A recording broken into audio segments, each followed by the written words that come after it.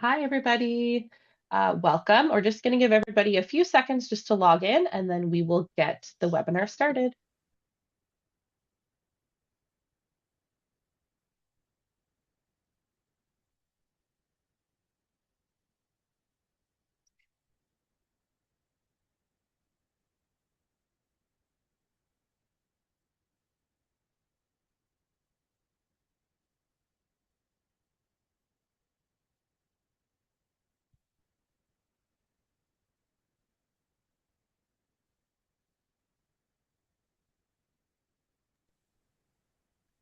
Hi again, everybody. Welcome to today's OVMA TAVM virtual webinar series.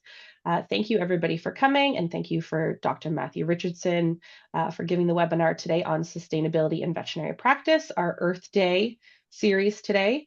So I'm Nina with OVMA. I think most of you are probably familiar with me introducing these by now. If you do have any questions, my email's there on my video screen. Feel free to send me an email, whether it's about webinars, any conferences, or anything OVMA, and I'll be able to give you a hand. We are recording this webinar. I will send around a link in the next couple of days. It'll be available for 4 weeks, so please be sure to rewatch it or share it before those 4 weeks.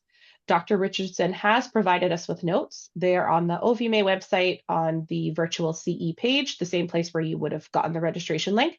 Again, if you can't find them or they won't download or anything, feel free to send me an email. At the end of the webinar, Dr. Richardson will be taking questions. As always, please feel free to pop them into the Q&A at the bottom of the screen on Zoom there, again, as always, and he will answer those for you at the end. This time, I believe we're ready to go. So I'll pass it over to you, Dr. Richardson. Awesome. Thank you very much, Nina. Thank you, everyone, for joining us today for this OVMA Earth Day webinar. As Nina said, I'm Dr. Matthew Richardson. I'm a practice owner in downtown Toronto, and I serve on a number of different sustainability groups, including the OVMA Environmental Sustainability Committee. I'm a director of the Veterinary Sustainability Alliance, which I'll be talking about, and I also am on the CVMA Sustainability Action Group. So I sort of wear a number of different hats in the sustainability space. So I'm really looking forward to talking to you today about caring for pets and the planet and sustainability in veterinary practice. So the big question, obviously, is why should we care about sustainability? And a lot of you are probably familiar with this cartoon, but I think it's a great way to start off. It's a conference, and someone is talking about all the great things that we'll get if we go all green, and someone says, "Well, what if it's all a big hoax?" And we create a better world for nothing. And so, I think we need to really sort of talk about why we're interested in sustainability first. And these are what I call the dirty three secrets of veterinary medicine. And I apologize in advance for starting this webinar off on a bit of a down note, but I think it's important to sort of ground this in the real world. So dirty secret number one is that, unfortunately, much as we love them, pets are not an environmentally friendly choice. Dirty secret number two is that meat-based diets are not an environmentally sound choice. And dirty secret number three is that medicine in and of itself is not environmentally friendly. You take those three statements and then you sort of fold it back on itself, and you realize that environmental degradation is bad for human and animal health, right? We think about how ticks habitat is changing with climate change. We think about novel diseases like COVID that may be due to overcrowding and pollution and things like that. And these things really do have a big impact. So we're going to unpack these three dirty secrets a little bit just so you understand what we're talking about before we get into what we can do about it. So we're going to start with the environmental cost of pet ownership. When we think about the animals in our care, if you have a house cat, that house cat produces the equivalent of 310 kilograms of carbon dioxide into the environment every year. If you think about your average sized, sort of medium sized dog, it's producing 770 kilograms of carbon dioxide into the environment each year. And if you think about a giant breed dog like a Great Dane or a Saint Bernard, they can produce as much as 2.5 tons of carbon dioxide equivalency each year. So that's, a combination of carbon dioxide and methane and things like that, that they're releasing into the environment. Just to give you some context, 310 kilograms of carbon dioxide is what your cat is producing, is the equivalent of burning 140 liters of gasoline, which equates to about 1,400 kilometers driven. Or if you prefer a sort of a flying analogy, it's the same as two economy round trip tickets from Toronto to Ottawa. So not insignificant. If we look at our giant breed dog, that's the equivalent of burning about 1,000 liters of gasoline or driving 10,000 kilometers or two economy round trip tickets from Toronto to Vancouver. So fairly significant impact from these creatures that we're letting into our lives. Um, uh, when we think about why they have that sort of impact, 60% of that footprint is coming from the food that they eat. An additional 12% of that footprint comes from the medicine and their healthcare. And as a rough analogy, the bigger the animal is, the bigger the carbon footprint of that animal. So the greenhouse gas emissions associated with US dogs and cats is equal to what would be released by heating 10 million homes. So fairly significant impact. And this is my favorite little shock statistic, that if all of the dogs and cats in the United States were their own country, they would be the fifth largest consumer of meat worldwide. So we're talking about a really huge impact that these creatures have on the planet. Um, when we're going to pivot now to talking about meat-based diets, obviously our animals our dogs and cats eat a lot of meat in their diet.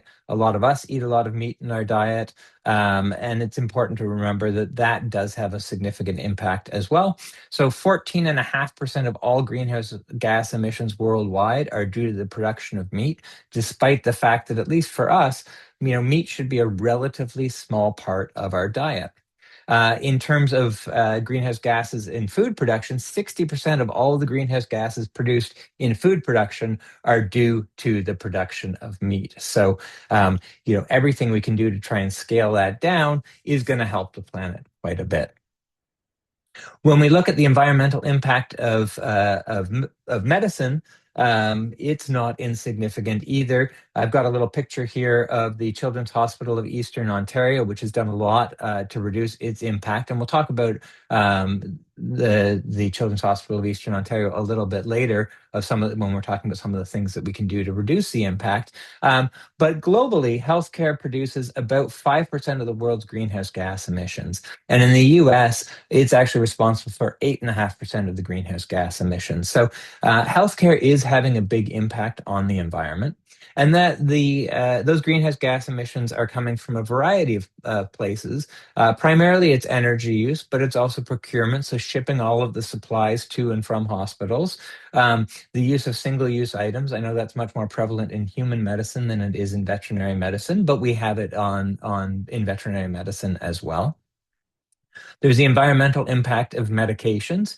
There's the use of anesthetic gases, which we'll talk about today. And so all of those things are having an impact on the planet, and we need to be aware of what we can do about that. But despite all of that doom and gloom, I hope that at the end of this webinar, you'll leave thinking that there is hope, right? And so there are a lot of really great resources out there. This webinar hopefully will whet your appetite for learning more about sustainability in veterinary medicine. And I just want to sort of go over some of the groups who are doing really great work in this space. So, because there are great groups both in human and veterinary medicine who are working to make us more sustainable. So in the veterinary sphere, we've got VetSustain. This is sort of the OG of the sustainability groups. They started in the UK. They've now spread out to all of Europe, and their website is packed full of great information. There is a course that you can do there on carbon literacy. There's all sorts of great videos. There's great examples of clinics doing stuff. It is an incredible resource to check out. You could get lost for days in that website. So if you want to learn more, Vet Sustain's got a great website. In Australia, there's Vets for Climate Action.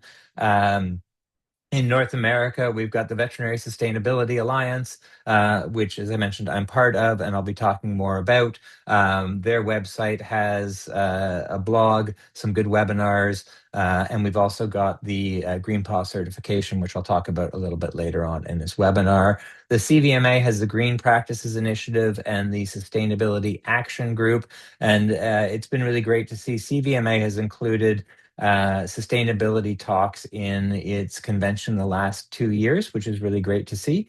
We'll be talking about One Health and sustainability at the Charlottetown conference, if any of you are going to that as well. And then OVMA has the Environmental Sustainability Committee on the OVMA website. If you log in, there is a bunch of really good information in there, including a green practices checklist that we've developed and a number of other great resources on that website. So you can check out all of those. So there's huge array of information.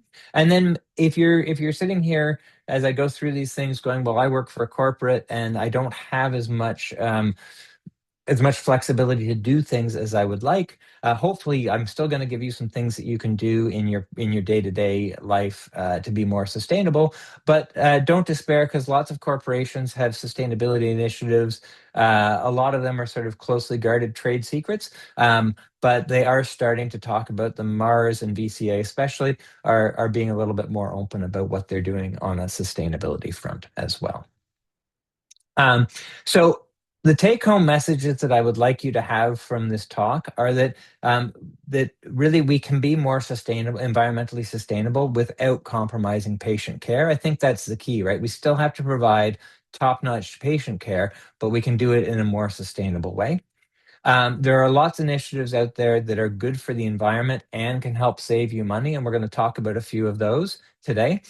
And then there are studies that show that clients are willing to pay a premium for sustainable medicine. So if you're doing good work in the sustainability space, you may actually be able to charge a little bit of a premium for that. And if you talk about it a lot with your clients, they'll understand why you're doing that. And that's a really great thing to know, that there's a potential way to satisfy your clients by doing that as well. So this is going to be sort of an overview of where this talk is going to go from here. So I've broken it up into parts. We're going to spend a lot of time talking about what we can do as individual practitioners. I'm gonna focus most of my attention on this because in this webinar, I'm sure we have associates, we have practice owners, we've probably got some technicians or practice managers. And I want to make this as broadly applicable as possible. So we're going to talk about what we can do as practitioners, maybe without buy-in of the practice owner, but things that you can just do on a day-to-day basis fairly easily. Then we'll talk about what we can change as a practice, and this is going to be sort of a rapid-fire round of a whole bunch of ideas, basically taken from the Green Practices checklist that OVMA has developed. And we'll do a deep dive into LED lighting, which is a personal favorite of mine, of a really sort of a win-win situation. And then I'll talk briefly about ways to approach sustainability as a citizen. We're not going to talk so much about what we can do, but how we can actually make changes in our lives. And then we're going to talk about how we can celebrate those changes and let others know about our successes. So a lot of ground we're going to try and cover in the next hour. So the caveat is this is going to be a sort of a 10,000-foot view for a lot of this material. A lot of these things we could talk about for 15 or 20 minutes for each one of those. And so if you have questions, you can reach out either at the end of this webinar or later on, and I'm happy to answer any questions that you have. Okay, between the different sections, I'm going to break it up with some nice pictures because let's be honest, we are all doing this, doing sustainability work because we think that the planet is pretty wonderful and worth saving. So these are some nice. I just thought I would include some nice pictures as sort of a mental break from all of the other information slides. So. Okay, so let's dive right into it. What can I do at work? Maybe even right after this webinar, what can I change about the things that I'm doing that will have an impact? So, individual actions are relatively easy to make changes. We don't necessarily need the buy-in of our bosses or our corporation or things like that. We can just decide, I'm going to change the way I do things. Um, we do then have the power to influence others. So if things are going well, we can say, hey, I've started having this conversation with clients, or I've started doing this in my day-to-day life at work, and I'm noticing a real benefit, right? And so then maybe we can have other people at our office follow suit. And then we can go and we can say, hey, look, these are the changes we've made, and this is having a really big impact. And you can sort of spread the word and get more people buying into these changes that we're going to make.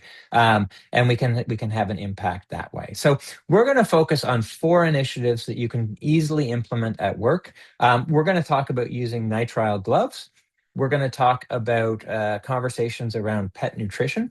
We're going to talk about anesthetic techniques, and we're going to talk about AI and how we should be cautious about the use of AI from an environmental standpoint.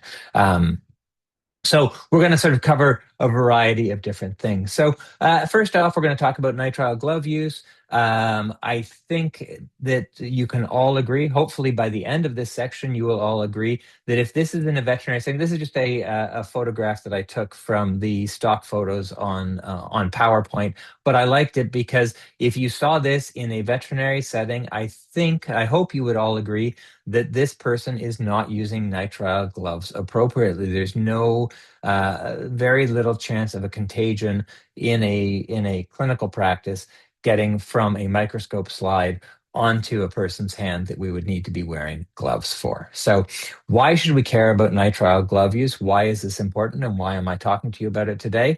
Well, nitrile gloves are the largest single-use item in healthcare worldwide. They are a $1.5 billion a year industry in the United States. So when you think about how cheap a box of nitrile gloves is, and human healthcare is spending $1.5 billion a year in the US on it, you can realize how many nitrile gloves we're actually using every year. The manufacture and transport alone of those nitrile gloves results in emissions equivalent to driving 1.8 billion miles.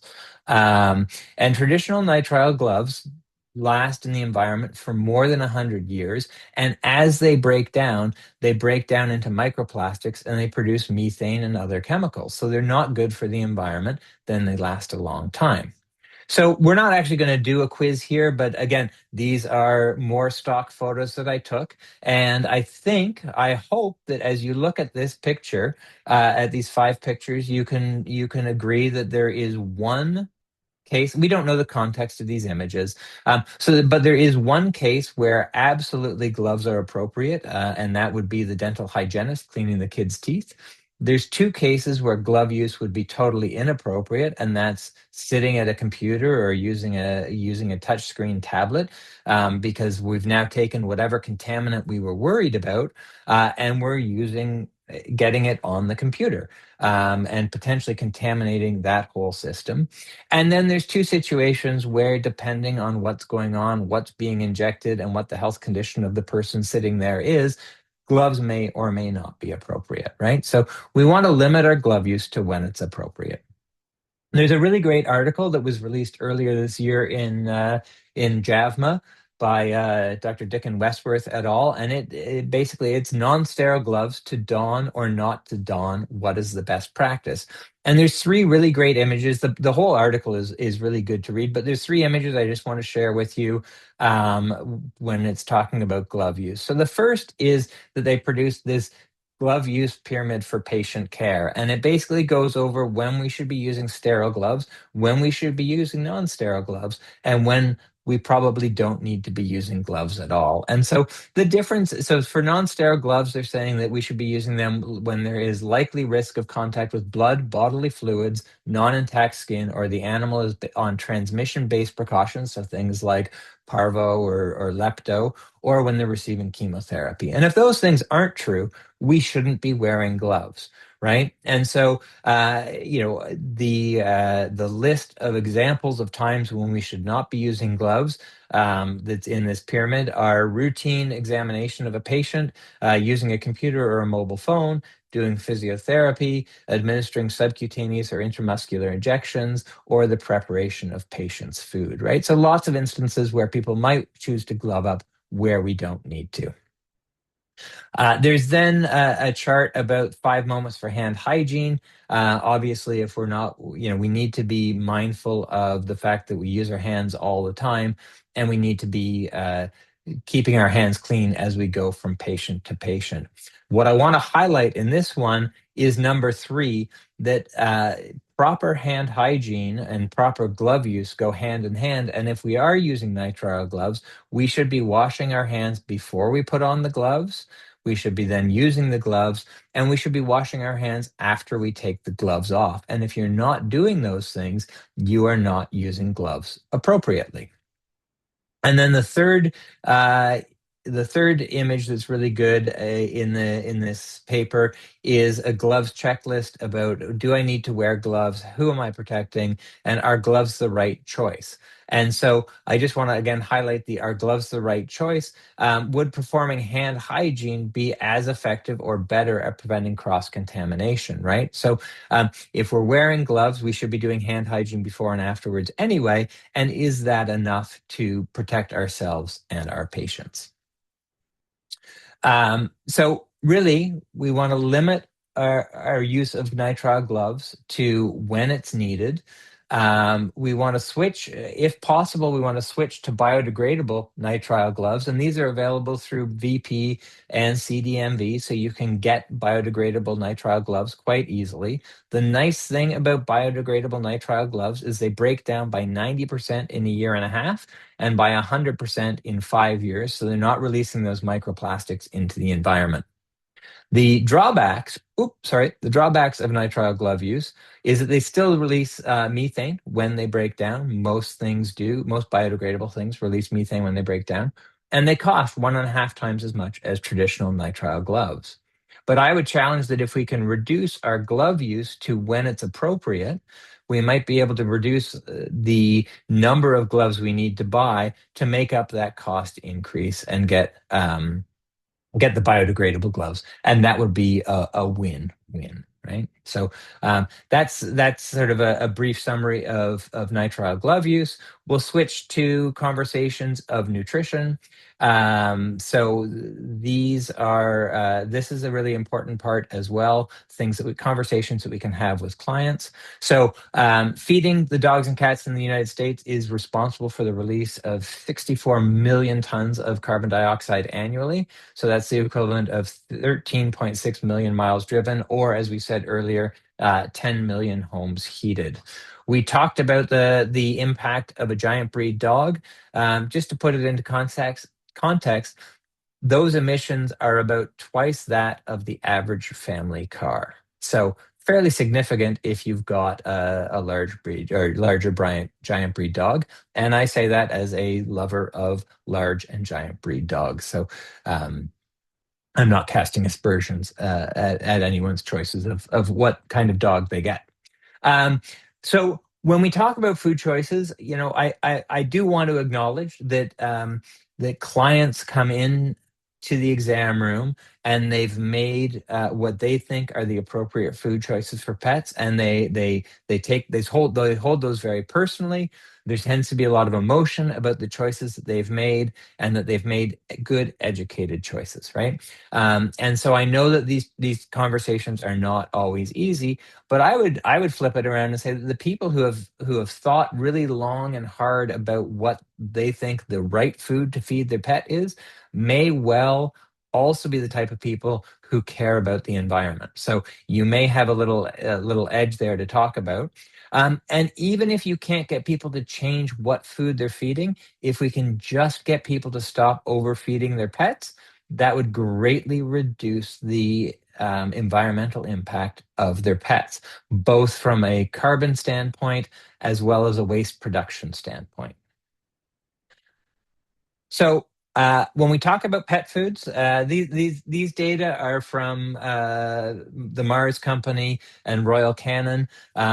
Two scientists from Royal Canin did a really great talk at the 2025 Doherty Sustainability Summit, which is available online, talking about pet food in a sustainability context. And so these data and the next slide are from that talk.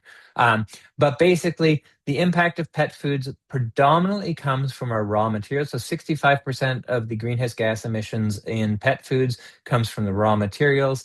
An additional 14% is retail, so running the shops to sell it, and then logistics of getting food to and from it is 12%. So an additional sort of 26% is those two pieces, right? So the biggest impact in pet food is as a result of the raw materials, and within those raw materials, it's going to be the type of protein that is used. And then the type of food that is fed is going to impact more the retail and logistics, but also the raw materials. And we'll talk about that as well. And then, as I mentioned, the amount of food fed leading to potential obesity concerns. Okay, so the type of protein, this shouldn't be news to anyone. When we look at the environmental impact of protein sources, beef and lamb, the ruminants, tend to be the worst for the planet. Um, Next, sort of slightly better than beef and lamb is pork. Chicken and fish have less impact on the environment than pigs do.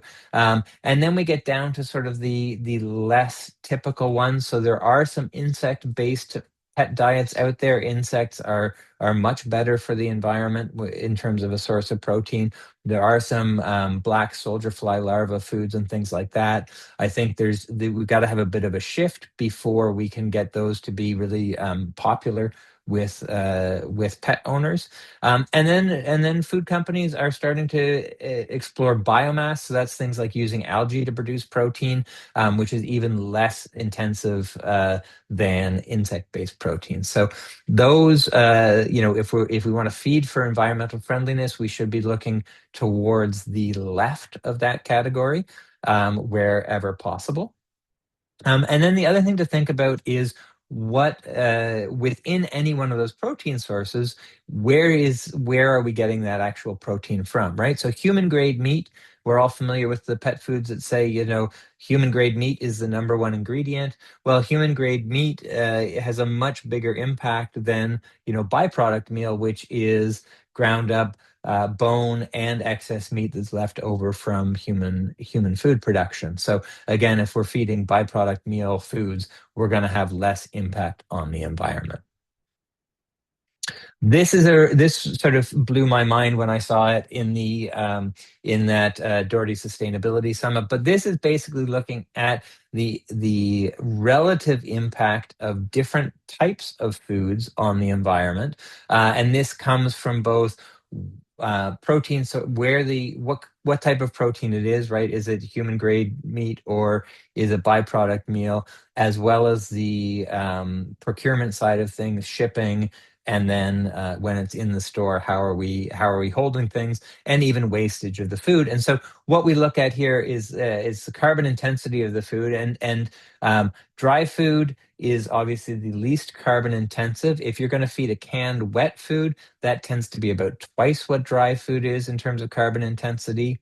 When we get up to a fresh food, which lots of our clients like to feed, that's about 5 times more carbon intense than dry food. Frozen, we're up at about nine times, and a lot of that's about the fact that these things have to be shipped frozen, stored frozen. Freeze dried is even more intensive than frozen, and then these wholesome bowls, which are becoming more popular too. Those are like 15 times as intense as kibble. So if you can get people to feed more on the again to the left, you're going to greatly reduce the impact that pet has on the environment. And then obesity, right? Pet obesity is a real problem.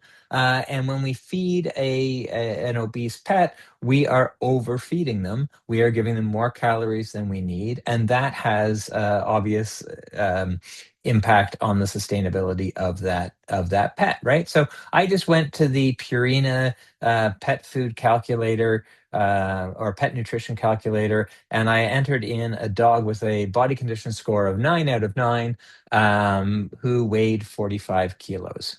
And so when you enter that in, it will tell you that the ideal weight for that dog is 27 kilos. And if we wanted to get it to its ideal weight, we should be feeding it 950 kilocalories a day. If you then say, take that calculator and you say, okay, we're actually going to say that this dog is a 5 out of 5, so we're feeding for maintenance. That dog should be eating 1,500 calories a day. So you're feeding about 50% more than you need to maintain that dog at that weight. And so obviously, there's an easy win if you can get the clients to take the obesity problem seriously. You're actually having a really good impact on the environment as well. This just is a quick chart I pulled together using that calculator and sort of different body condition scores, what the ideal weight of the pet would be, and how much you would have to feed or how much you would save if you were feeding the appropriate amount for that pet. So you can see sort of that even small amounts of obesity can have a significant impact on the carbon footprint of that pet.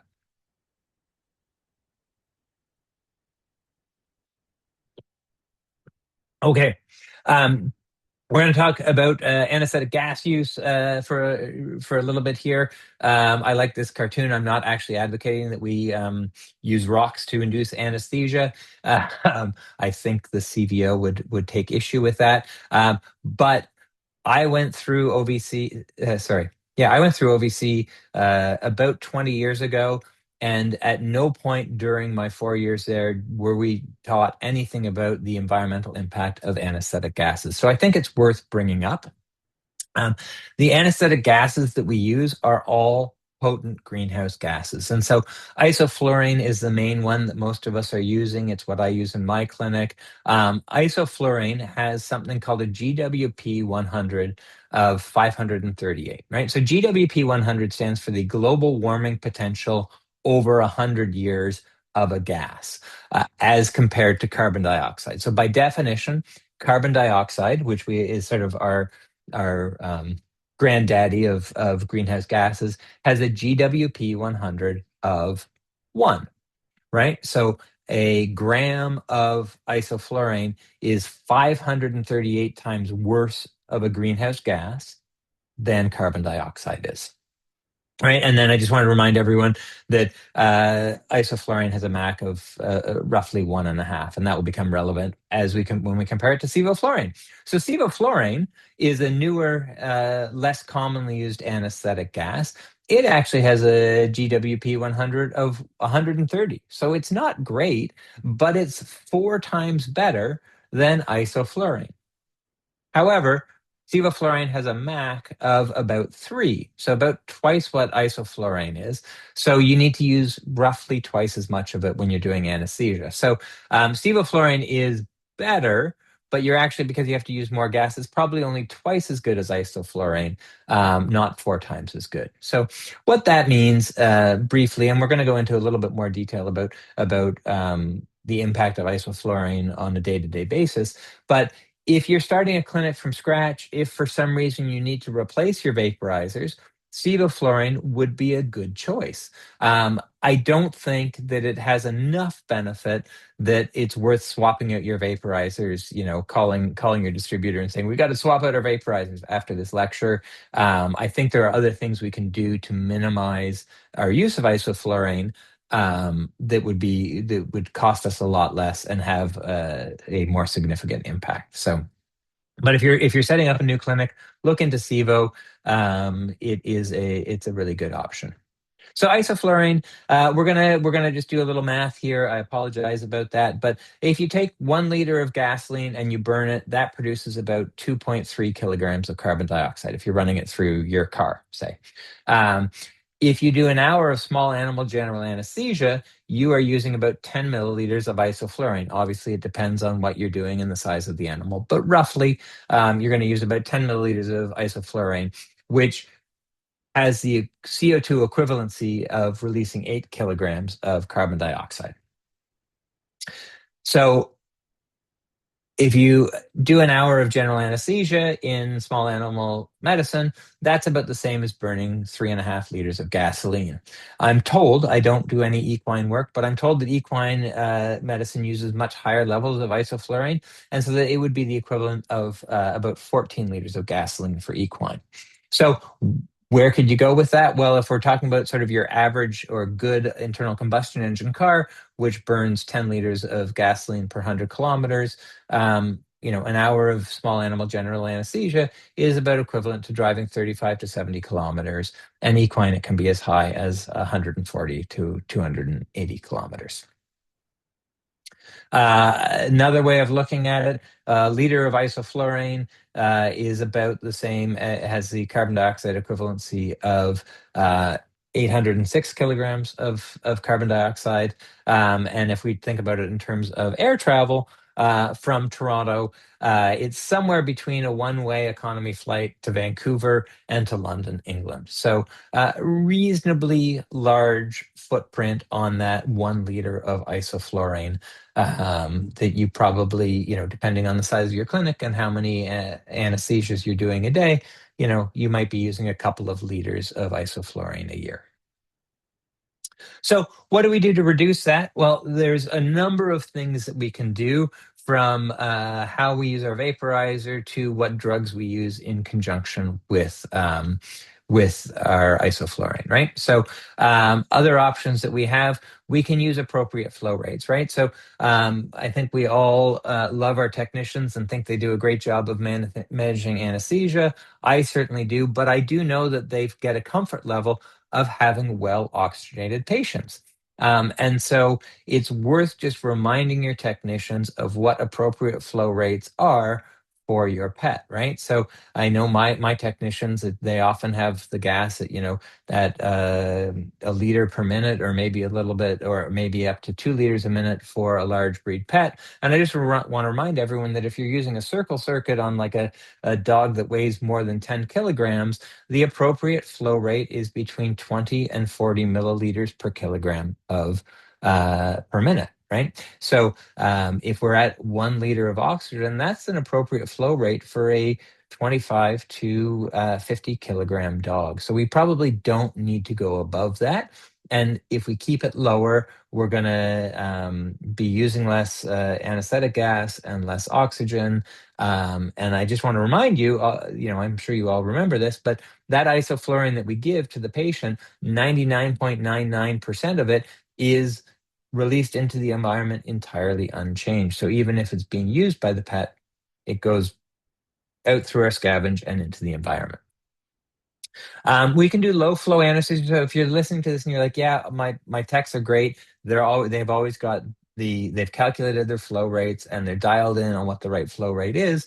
Then maybe you want to go and do some CE, and that's beyond the scope of this talk. But you could talk about, you could look at getting your staff all trained in doing low flow anesthesia. You could use total intravenous anesthesia. So maybe for short procedures, you don't need to use the isoflurane at all, right? You can maintain them with propofol, something like that. I want to remind you that the amount of isoflurane that we need is proportional to a number of things, but the pain of the procedure that we're doing, the quality of the pre-meds that we were given. And so if we're doing multimodal anesthesia with good local blocks and good pre-meds, we can probably keep our pets at much lower levels of isoflurane. And for lots of the little procedures, we probably don't even need to anesthetize them at all, right? If we've got a well-managed patient who's a friendly patient, maybe we can use sedation and local anesthesia and do what we need to do without, for the smaller procedures, we can do what we need without using anesthetic at all, without using inhaled anesthetic. Okay, so I mentioned low flow, and I said it was beyond the scope of this lecture. I just want to give you guys a brief overview, whet your appetite a little bit about what that is. So low flow anesthesia is a special form of semi-closed rebreathing anesthesia, and the goal is to only provide a little bit more oxygen than the patient metabolically uses up, right? Normally, we're giving them a huge excess, and so low flow is trying to use a much smaller amount of anesthesia. So typically, the flow rates are between a half a liter a minute to a liter a minute, or even lower. Um, to be accurate in that, you probably need a special flow meter that's designed for low flow. So your standard anesthetic machine probably is not accurate enough to do this. You need to make sure that you've got CO2 absorbent in your circuit, and the system has to be leak free. And you should have good monitoring equipment, including pulse ox and capnography, to make sure that you're monitoring what's happening in your patient. And then you need to remember, and this is where things get a little bit weird. It's anesthesia, so often things get a little bit weird. But because you're using such a low flow rate of oxygen, the amount of fresh gas and anesthetic agents that enters the system is lower, and the inspired concentration of anesthetic gas may actually be completely different from what you've got on your vaporizer. So as I said, this is beyond the scope of this talk, and if you're interested in knowing more about this, you should reach out to a veterinary anesthesiologist and get proper training in that. But the benefits are you're going to have reduced cost of supplies. Your patient's going to stay warmer and better hydrated because you're not using a lot less oxygen, and they won't have to warm up all of that oxygen. And then there's the environmental benefit as well. So that's a brief overview of some anesthetic things that we can do. The fourth thing that we can talk about as an individual is being not giving into AI. So if you're my age or older, you'll recognize this glowing red eye. This is Hal from 2001: A Space Odyssey, who was a sentient computer who decided that it was going to get rid of the people. And I'm not suggesting that AI is going to do that, but I do think that we need to think about AI because AI is absolutely everywhere, and it's only going to become more so as time goes on, right? So currently, and this is just sort of a quick list that I made, but you can use AI to take notes or medical records in an exam room. You can use them to review radiology. You can use them to help you create your employee handbooks or your standard operating procedures. You can use them to answer your phones. You can use them to summarize medical records that you received from another clinic, and many more things like that. And every one of us, when we use our phone, we get that AI overview, which fortunately gives us links so we can go through and make sure that what they're saying is actually correct. But AI is becoming more and more ingrained in everything we do, and we're really not talking enough about the environmental impact of AI. So we're going to talk about that a little bit today.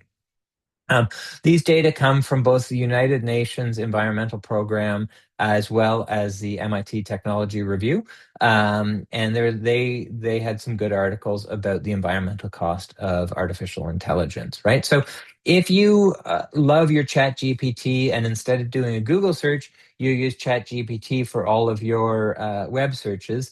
Every one of those searches uses about 10 times the amount of energy as a simple Google search does. So that's a relatively small amount. Each individual query only produces 1.6 grams of carbon dioxide per page view. But when you think about the user base and the number of queries that are being done every day, it really has a huge cumulative impact on the environment. And even generating a low quality 5-second video. So this was in this MIT Technology Review article. They used open source AI models. They couldn't use sort of the high end Sora models and stuff like that, but they used open source models. And they generated a 15 frame per second video that they said was about the quality of a 1920s silent film, and a 5-second video used as much energy as running your microwave did for an hour. So, the little cat videos and stuff like that that are getting produced by AI actually have a really huge impact on the environment. And then training the models in the first place is also very energy intensive. And so, the better models have to be run for quite some time. And I read that training the latest version of ChatGPT used the same amount of electricity as the entire city of San Francisco did for 3 days. So a fair amount of energy is going into training these models in the first place. Um, when we think about where the AI is being powered, right? All of Meta and Facebook and Apple um, are all developing their own data centers, which are these huge football or baseball sized stadium sized concrete buildings. So first of all, we have building the building, which is primarily concrete. Concrete has a huge carbon cost. It's then filled with computers, and each kilogram of computer equipment requires about 400 kilograms of raw materials, including rare earth elements that can be damaging to the environment. Uh, and then those data centers, when they're running, they need millions of gallons of fresh water for cooling. And in Canada, we don't have too much of a problem with drinking water scarcity, but lots of places in the world do. And a lot of these data centers are going to places where there is not an excess of fresh water. And so they are taking water that could be used for other things. And currently, those data centers are producing about 24 to 44 million metric tons of carbon per year in terms of energy use. Um, and by 2030, which is only 4 years away, those data centers are projected to use about 9% of the global electricity supply just to run and do all of the AI things that they are talking about doing. The other thing about data centers is that they tend to be in they're put in less affluent areas, and those tend to be places that have dirtier electricity, right? So in the United States, they tend to be in places like West Virginia, and West Virginia uses predominantly coal-fired electricity. And even if they are going into places that have greener electricity, or even if the people who are building them say we're going to reduce the impact by putting solar panels on the roof, those data centers are running 24/7, 365 days a year. And when the sun isn't shining, they're using that dirtier electricity. So they do have a really big impact on the environment. And even last year, AI, the data centers running AI in the United States used the same amount of electricity as the entire country of Thailand did. So we're talking about a huge impact for something that's sort of a nice to have, not a need to have, I would say. And then there's the AI trap, which is that AI is spreading rapidly to all parts of our lives. And I have lots of colleagues who like to use AI scribes for making their medical records. And when I've looked at their medical records, they're impressively detailed. I would argue that they're probably actually too detailed, and that AI isn't sort of highlighting the important parts. So then we get these long records that they still have to review to make sure AI hasn't made any mistakes. So I don't think they're saving that much time in the first place. And then when it comes time to review the records, there's a whole bunch of detail that may or may not be necessary in those medical records. And I know what you're saying. You're saying, oh, well, you could just use AI to summarize them. But again, you need to make sure that AI is doing the right job in summarizing it. So we can't just hand everything off to AI. We still have to be keeping an eye on it. So I do think it has its place, but I do think that, like the nitrile gloves we talked about, it often gives the illusion of benefit, but it's really just shifting where that work lies, right? And there was a really good article in Nature Medicine earlier this year talking about human radiologists. And what they did, they took 150 human radiologists and they gave them a series of X-rays that they had to evaluate, and they scored how those radiologists did evaluating those X-rays. And then they had them use AI radiology reading tools for a period of time after that. And then they scored those same radiologists again after they'd been using AI. And not all of them, but there were a large portion of the radiologists who actually became worse at reading films after having used AI. Some got better, some stayed the same, but a large number actually got worse. And so we need to think about how we're using AI in a way to help us, and not just saying, oh, let's use AI for everything in the world. Okay, so that is sort of four things that we can do relatively easily by ourselves to reduce the impact of our veterinary practice. We're going to get into the speed round now of things that we can do as a clinic. Okay, and when we talk about what we can do as a clinic, there's sort of two different ways of thinking about it. So we can think about the different types of processes we're going to change, right? So we could try and change the behavior of our staff. We can try and change our client behavior. We can try and change things about our physical plant, our actual building, the way it's heated, the way it's cooled, the way it's lit, things like that. We can change medical processes, so the way we actually do medicine. We can change non-medical processes, so that would be all of the other things that we do that aren't medical, and we can change our waste management, right? And when we look at those six things, those can all, everything that we do in those six things can be subdivided into having impact on these five elements, right? So waste, water, procurement, transportation, and energy. And we're going to go through, again, this is sort of just a quick overview of some things we can do in each of those five categories to reduce the impact of our practices. So when it comes to waste, we produce a lot of waste, and we produce a lot of mixed waste. And so the number one thing that we should be doing is reducing the number of single-use items that we use. So in terms of medical items, things like surgical gowns, surgical drapes, and surgical wraps, we obviously have a choice. We can use single-use items, or we can use reusables. And for a lot of the surgeries that we do, we can get enough sterility with reusables, right? Reusables are not as good as disposables for the really nasty surgeries, but for a lot of what we're doing, they're totally appropriate.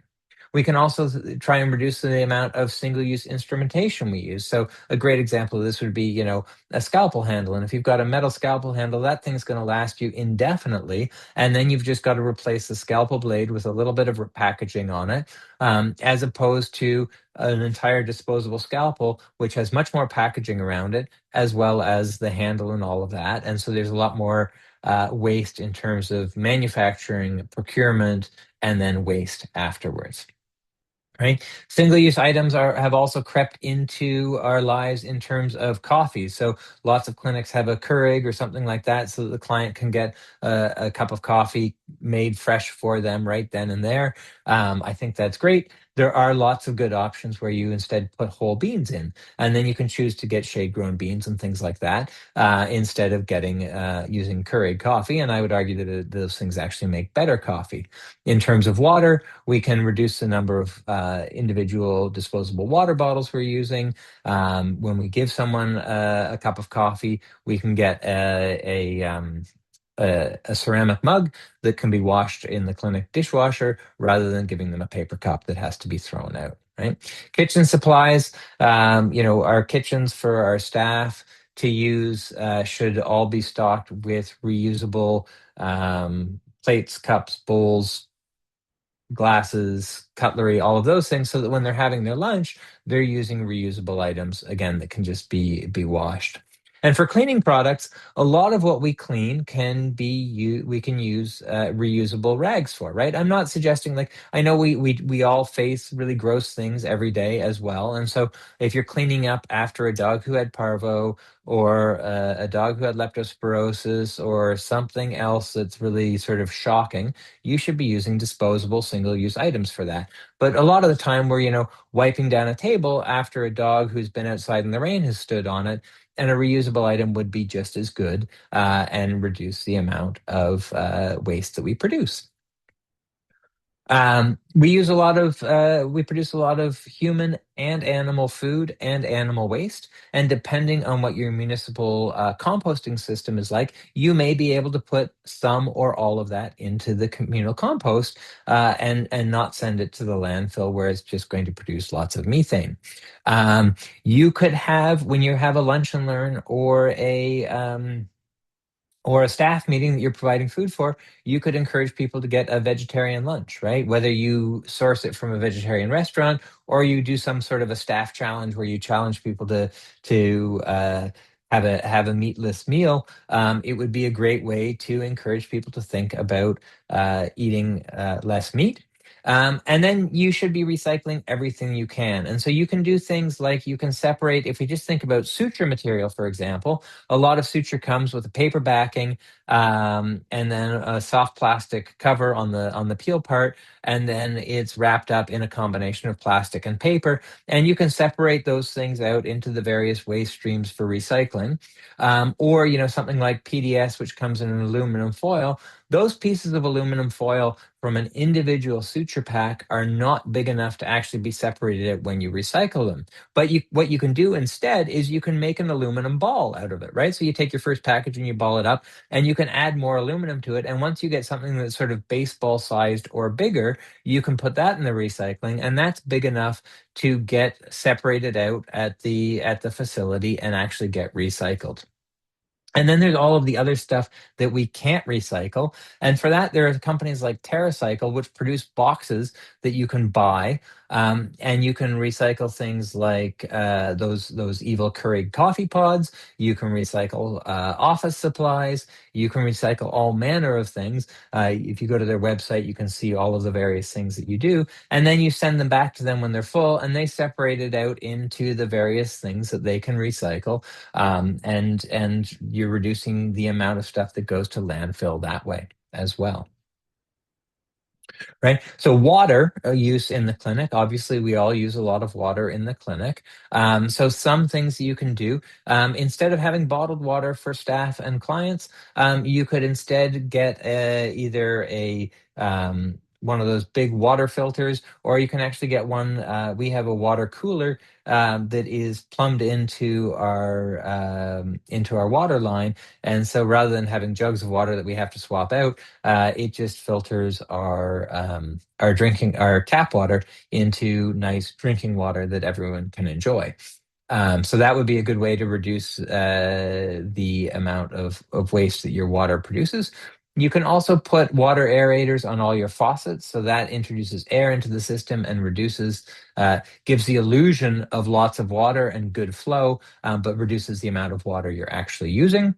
We talked about hand hygiene earlier, and so you should be washing your hands many, many, many times a day, but you don't always need to wash them with soap and water. A lot of the time, you can use hand sanitizers, which are better for the environment and are probably easier on your skin. And do just as good a job, right? So if you think of Dr. Robbie on the pit, he's always using that hand sanitizer between every patient, and we should be too. And that's a good way to reduce water use in the clinic. This is sort of tangentially related to water, but where possible, you should be washing your laundry on cold. And for your scrub sink, rather than having the water running the entire time you're doing your surgical scrub, you could get a motion or foot pedal activated scrub sink, which would turn the water off and then turn it back on again. And then when we think about outside of our clinic, especially if you own your own building and you own the land that it's on, I would encourage you to look into getting some native plant landscaping. So native plants are already adapted to the environment we have here, and they tend to need much less water than, say, a grass monoculture that has to be mowed and requires a lot of watering. It also encourages native animals to come to your clinic, right? So native landscaping would be a win-win for a variety of reasons. Obviously, in clinic, we get lots of things shipped to us on a daily basis. We get supplies, we get food, we get equipment, all of those things. I would encourage you to try to challenge the people who actually place those orders to limit themselves to ordering once or possibly twice a week, right? So every time that truck comes to you to deliver, it is a trip to your clinic, and there is an environmental cost to that. So if you can have them only come once a week or maybe twice a week, you're going to greatly reduce the number of trips coming to your clinic.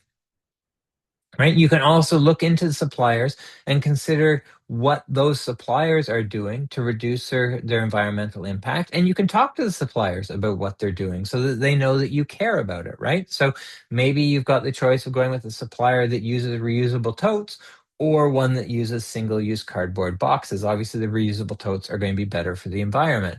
Or maybe there's a supplier who is starting to ship with a shipping company that uses electric vehicles, right? So you can consider, or maybe you just have a conversation with them and say, "Hey, have you thought about using a shipper that uses electric vehicles? I would use you more than your competitor if you did that, right? So we can start having these conversations about procurement. You can use My Vet Store to have food delivered directly to your client. Yes, it is a trip going to your client's house, but otherwise that food has to be delivered to your clinic, and then the client has to drive from wherever they are to the clinic to pick up the food. So if you can eliminate that one step, it's going to reduce the carbon footprint of that food, because it is in those shipping companies' best interest to minimize the amount of, to maximize the efficiency of the delivery route to minimize the amount of gas that they use. Right. We can look at trying to get biodegradable products wherever possible. So we talked about biodegradable gloves. For in-clinic use, we can try and get kitty litters that can go into the compost. We can look into getting biodegradable cage liners and dog poo bags and things like that, which will all help to reduce the impact on the environment. And if we found really good environmentally friendly products that we're using at the clinic, we should stock those products for sale to clients. And then we should try and get products that are more recyclable, right? So there exists through VP and CDMV, you can get, for example, IV fluid bags that don't have any PVC or DEHP. So those are chemicals that help make the bags more flexible, but they also make those bags non-recyclable, right? So if you source the fluid bags without PVC or DEHP, you'll be able to then pop those into the soft plastics recycling. Transportation, obviously, lots of stuff gets transported. So when we think about transportation, it includes commuting, it includes clients coming to the clinic. So we can try and encourage our staff not to drive. And I know I am in downtown Toronto, so my staff have lots of options about how to get to work, and not everyone has this luxury, but there are still things that we can do, right? So you can build a schedule with carpools in mind. So if you know that you've got one staff member who lives far away and another staff member lives sort of on the route, you can try and build the schedule so they work together, and you can give them encouragement to carpool.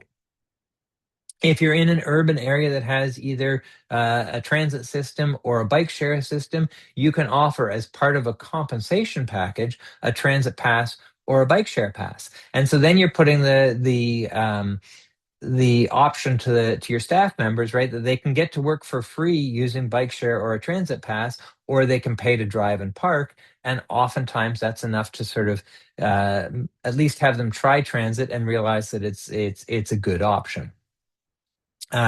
If you're in an urban area, you can offer carbon neutral shipping to clients. That might look like, there are getting to be more and more sort of last mile couriers in urban centers who are using either cargo bikes or electric vehicles to do that shipping. And so, they're going to reduce the environmental impact of having things delivered. So if people want to buy food from you and they don't want to buy it through My Vet Store, you could ship it to them using one of these carbon neutral sources.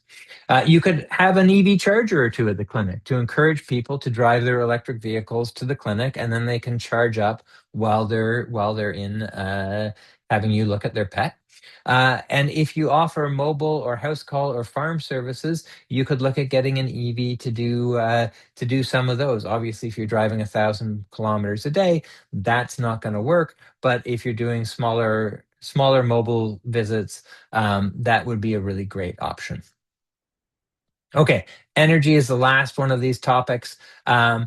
You want to electrify everything that you possibly can. Electricity is going to be the clean energy of at least of the near future, and it is the way to go. And you want to plan for your future upgrades. So, just as an aside, I was working on fine tuning this talk this morning, and I got a panic text from my practice manager because this is what our hot water heater looked like this morning. It was spewing this rusty water out of the top. And we hadn't sort of planned for how we were going to upgrade this. So now we're scrambling, trying to find the most energy efficient solution to replace this old hot water heater when we are sort of under the gun to get it done. So I would say, you want to look at what you've got in your physical plant and how long you've had it for, and when you might need an upgrade so that you can have a plan for when something fails. So don't do what I did and ignore your hot water heater. You want to have a plan so that when it comes time to replace it, you know what the most energy efficient thing to do is. You also want to improve your efficiency of what you've got, right? So if if you don't have LED lights in your clinic, you want to get LED lights in your clinic. And by the end of this talk, you will realize why. Um, you want to turn off equipment that's not in use. You can use power bars, you can use smart plugs, you can program your computers to shut down overnight. You can do things that make it really easy and foolproof to shut things that you're not using off, right? You can have motion activated light switches in your exam room so that when people aren't using them, the lights are off, right? Smart thermostats are another great way to go. They look at not only you creating a schedule, but they look at the climate and the weather forecast, and they figure out what the most efficient way to get you your temperature goals is. If you own your own building, you could put solar panels on the roof. Solar panels are coming down in price, they're increasing in efficiency, and there are lots of great rebates out there. If you're like me and you're leasing space in a downtown condo building, obviously solar panels are not possible. In that case, I'd encourage you to look at something called Bullfrog Power, which is a great organization that will look at the amount of energy you're buying from Ontario Hydro, and they will put that much energy back into the grid in carbon neutral sources.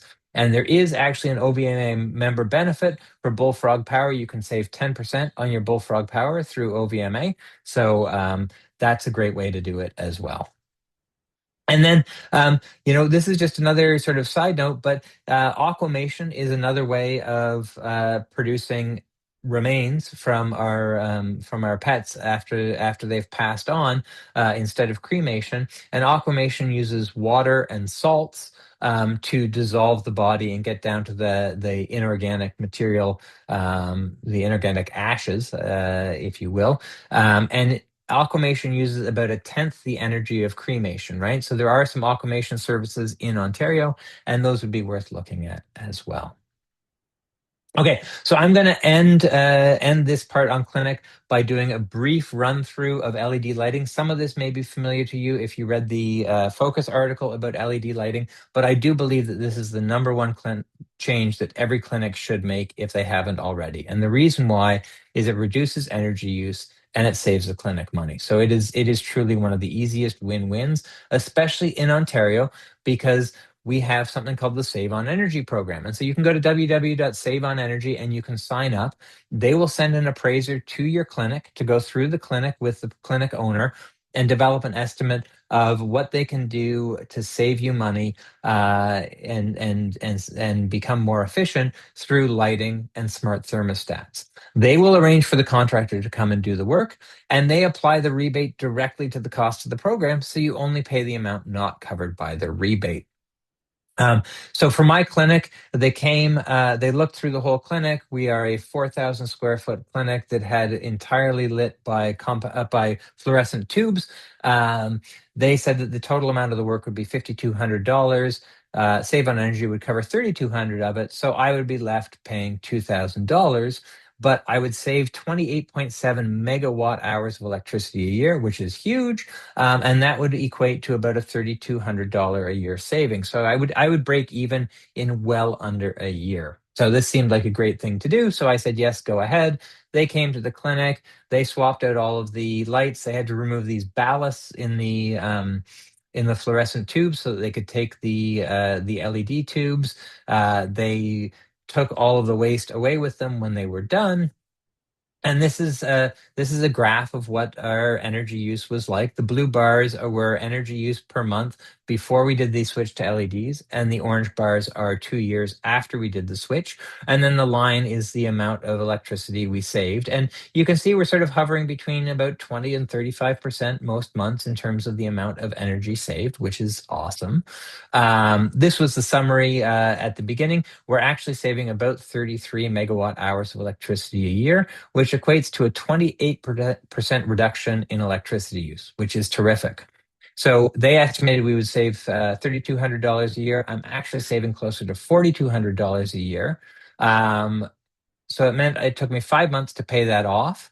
And then I was saving about $350 a month on electricity. Now, what I chose to do was I took that $350 and I went back to Bullfrog Power, and I now buy my electricity through Bullfrog Power. So I'm getting 100% green energy. I'm using less energy, and I still have money that I'm saving on a monthly basis. So that is, I keep going on about this because I really think it's the number one thing that we should all be doing. So I told you I was going to come back to the Children's Hospital of Eastern Ontario. The reason why is they were awarded a Global Energy Award by the International Federation of Healthcare Engineering. And the reason they won that award was that they installed energy efficient lighting, they improved their heating and cooling systems, and they reduced their energy waste. And through that, the International Federation for Healthcare Engineering had a target that they wanted practice clinics and hospitals to reduce their total emissions by 5%, and the Children's Hospital of Eastern Ontario reduced them by 15%. So some fairly simple changes can really have a huge impact on the emissions that we create. And so we're seeing it in human healthcare, and we've got starting to get some good examples of it in veterinary medicine as well. Okay, so in the last few minutes, I want to talk about a couple more things. The first is a little shameless plug here that if you've listened to this talk and you go, right, there are some changes that I'm going to make, and I'm going to become more sustainable. Hopefully, you all want to do that now. I would encourage you to consider getting Green Paw certified by the Veterinary Sustainability Alliance. So Green Paw certification is a new thing that we released at the beginning of the year, and basically what it does is it's taking this idea of environmental sustainability, putting it in a framework that was developed with AVMA and CVMA, in the framework of core, clinic, and community, and you need to do some parts in each one of these three areas to get certified. So you need to, the core is sort of what the setting the foundation for being more sustainable. And so you need to form a green team to do that. So that's a group of people at your office who are interested in environmental sustainability, who are from different areas in the office. And so that's going to make sure that the ideas that you have are applicable to all areas of the clinic, and it's going to make sure that you've got people in all areas of the clinic thinking about sustainability. And then the other core part is documenting the current impact that your clinic is having on the environment, because without knowing where we're starting, we don't know how effective our initiatives are. Right. And then in the clinic, this is sort of where I say, you're being the change you want to see in the world. So to get certified, you need to do 5 actions that reduce the impact of your clinic. And those can be anything from that whole laundry list of stuff I just went through, or other things that I haven't even mentioned. Really, it's whatever you think is the most important stuff for you to do, or just the easiest stuff to get started with, right? It's all, we want people to be making changes. These don't have to be great, huge changes, just anything to move the needle to be more sustainable. And then community is sharing your experiences with your staff, your colleagues, and your clients so that more people are thinking about sustainability and realizing that there are things that we can do about it. So the Veterinary Sustainability Alliance's Green Paw certification is a great way to identify your clinic as a leader in sustainability. You get some stickers you can put on your door. You get featured on the VSA website and through the social media channels, and gets your clinic more visibility for the sustainability efforts that they're doing. It is an evidence-based multinational framework, so we exist in Canada and the United States, and all of the recommendations that we make on our website are evidence-based. And there's 10 easy steps to certification. So we've already talked about what those steps are, but it's really quite an easy thing to go ahead and get certified. So I'd encourage you all to do that as you go down your sustainability journey. And there's lots of great resources online, both on the VSA's website, as well as VetSustain and the OVMA website. And the certification program is both CVMA and AVMA approved. So we're going to end just talking more about sort of uh, how we actually change what we do, right? And what can I do at home? A lot of the things that I've talked about doing in clinic are things you can do at home too.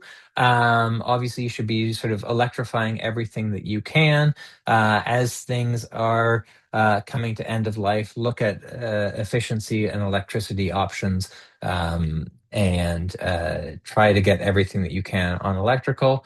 I would encourage you to start small, right? There's tons that we can do, but we don't have to do everything all at once. We're going to start small, make sure we're building habits that are sustainable, and then expand those habits as we are comfortable doing so. Um, and I would encourage us all to eat less meat. It's sort of an easy one that we can do to reduce our impact, and that's something that I need to get better on myself. So that's sort of how we would approach things at home. And I guess the start small and building habits. The story that I like to sort of talk about with that is a lot of people know that I am a 12-month a year cyclist in Toronto. I get around by bike. I don't actually have a car in Toronto. And I'll ride my bike in some pretty nasty weather in the winter. But the fact of the matter is, I didn't start doing that way. I started 15 years ago commuting to work when it was nice out in the summer by bike. And I found that I was happier when on the days that I rode my bike. And so I started pushing things. And it was like, well, if it's going to rain in the afternoon, yeah, I can ride my bike because when I get home, I can change into dry clothes. And then it was like, okay, I stopped putting my bike away for the winter, and I would ride in the nice sunny warmer days in the winter, and it just sort of built from there, right? So these small habits can build. Maybe it's just that I'm going to go you're going to do a short trip that you would normally do by car, you're going to do by foot instead once a week or something like that. And you'll realize that these things they snowball in a really good way. So, to summarize, unfortunately, veterinary medicine and pet ownership are damaging to the environment. But over the last 10 years, there's been a lot more work being done in the sustainability sphere, and there are now good resources available for practitioners who wish to lower the impact of what they do at work and at home. And I think the other important point is that people look to veterinarians as experts in health and wellness of animals, and we can use that position to advocate also for the health of the environment because they're all interconnected. And so I think we're in a unique position to do that. And so this is me going off to do a little community clinic where I took all the supplies over to the Toronto Island by bicycle, just to show you that you can do things by bike that you might not necessarily think you can. And I would like to leave you guys with a challenge, a three-part challenge for Earth Day. I would like you to go to one of the resources that I mentioned and watch one article or one video about something sustainability related. I would like you to commit to one change, big or small, at work, and just see it through to completion and see how it changes the way that you do things. And then I'd like you to commit to one change at home, right? Because we don't just exist as veterinarians, we are also people. And if we can make one small change at home and then sort of watch these things grow, it will really have a big impact on the whole thing. So that's what I have for you today for this lunchtime seminar. Again, I'd like to thank you for your time and your attention to this really important topic. I'm Dr. Matthew Richardson. My email is matthew@veterinarysustainabilityalliance.org. If you have any questions, feel free to shoot me an email. We've got the VSA website listed here as well. And just wanted to end by showing you this is me getting around by bike with my 80-pound dog. And so even dogs love cargo bikes. So thank you very much. And we will go to questions if anyone has any. Thank you, Dr. Richardson. That was very eye-opening, and I loved the challenge at the end. If anybody does have any questions they would like to bring now, you're more than welcome to pop them into the Q&A at the bottom of your screen. Of course, you're welcome to email Dr. Richardson there directly, or you can even forward them to me if you'd rather. But if anybody has any questions they'd like answered now, please put them in the Q&A. We'll give a minute or so, and then if there's no questions, we will close it out for today.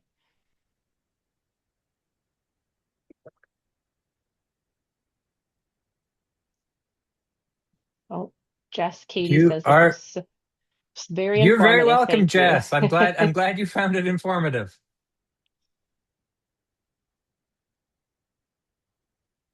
There you go. Another great session. Thank you. I mean, we'll take all the praise too if nobody has any Yeah. questions. Okay, Those are easy questions to answer. those are You are great welcome. questions. Okay. Again, if anybody does have any questions, if I end up closing it and I cut you off, feel free to email Dr. Richardson or myself and we can get those figured out for you. But I think at this point we will call it. Thank you again, Dr. Richardson, and thank you everybody for coming. We will see you in May. Have My a good pleasure. day. Thank you, everyone. Happy Earth Day.